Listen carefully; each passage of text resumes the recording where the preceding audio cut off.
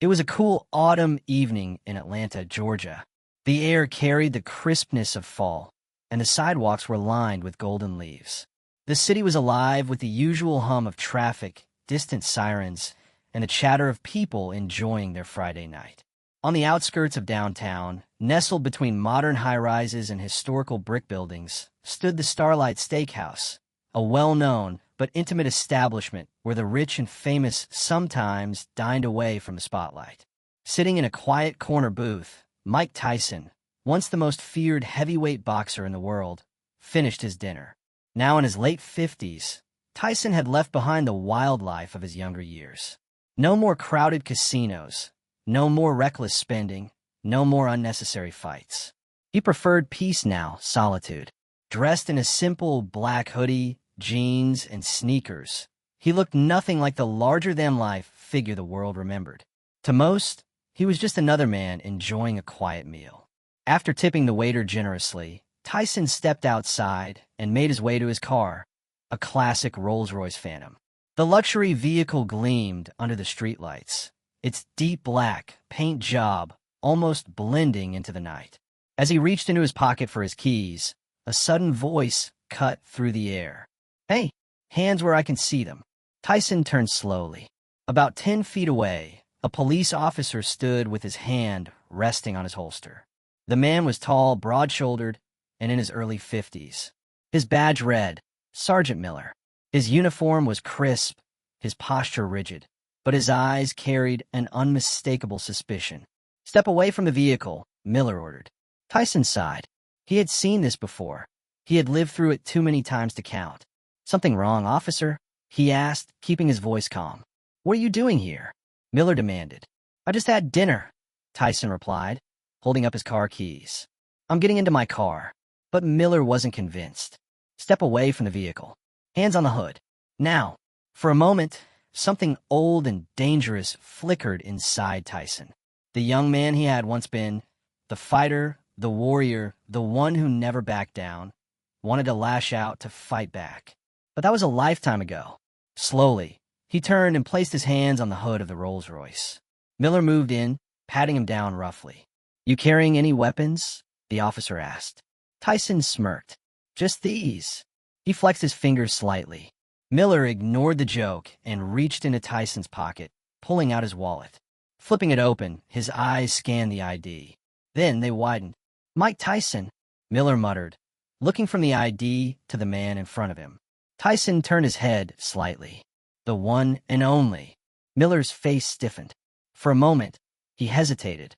He had just frisked and drawn suspicion on one of the most feared fighters in history, a man who could have ended their encounter in seconds if he wanted to. Clearing his throat, Miller straightened his posture. "Look, I didn't recognize you." Tyson lowered his hands and turned fully toward the officer. "And if I wasn't me?" His voice was quiet, but the weight of the question hung in the air. Miller shifted uncomfortably. "It's protocol," he muttered. "You look suspicious." Tyson let out a dry chuckle. "Suspicious? Because I'm a black man near an expensive restaurant? That's not protocol, officer. That's profiling." Miller opened his mouth to argue, but no words came out. By now, a small crowd had started to gather. A few people had their phones out, recording. Miller's face turned red. Tyson crossed his arms. "Tell you what," he said, his tone suddenly lighter. "You put that gun down, and I'll teach you a real lesson." Miller frowned. "What do you mean?" Tyson tilted his head. "Ever been in a boxing ring?" Miller hesitated. "I boxed a little in the academy," he admitted. Tyson grinned. "Oh, then this should be fun." The lesson in the ring. An hour later, they stood inside a private boxing gym downtown. Tyson had made a quick call, and the place had been cleared out. The only ones left were a few trainers and gym staff, who had been sworn to secrecy. Miller stood inside the ring, wrapping his hands. He was nervous, but trying to hide it. "Don't go easy on me," he said, attempting to sound tough. Tyson laughed. "Oh, I won't." The bell rang. Miller threw the first punch, an untrained jab. Tyson dodged effortlessly. Another jab, another miss. Miller swung wildly. Tyson ducked. Then, with a controlled tap, he landed a body shot. Miller stumbled back. He gasped. Even though Tyson had pulled the punch, The power was undeniable. "You feel that?" Tyson asked. Miller nodded, still catching his breath. "That's a fraction of what real fear feels like," Tyson continued. "Now imagine living with that fear every single day, not just in the ring, but walking down the street, going to the store, getting in your car." Miller swallowed hard. He wasn't just fighting Tyson in that moment. He was fighting his own biases, his own ignorance. The round continued. Tyson didn't hit him hard, but he made sure Miller understood the difference between power and control. He let the officer throw wild punches, then dodge them with ease, showing just how futile aggression without understanding truly was. By the end of the session, Miller was exhausted, drenched in sweat, and full of new awareness. Tyson clapped him on the shoulder. "Lesson learned." Miller nodded, breathing heavily. "Yeah, more than one." Tyson smiled. "Good. Next time, when you see someone like me, maybe you won't reach for that gun so fast." Miller lowered his head. "I won't." And for the first time in a long time, he truly meant it. The moral of the story: fear makes people act in ways they don't always understand. Sergeant Miller wasn't a bad man, but he had let assumptions guide his actions.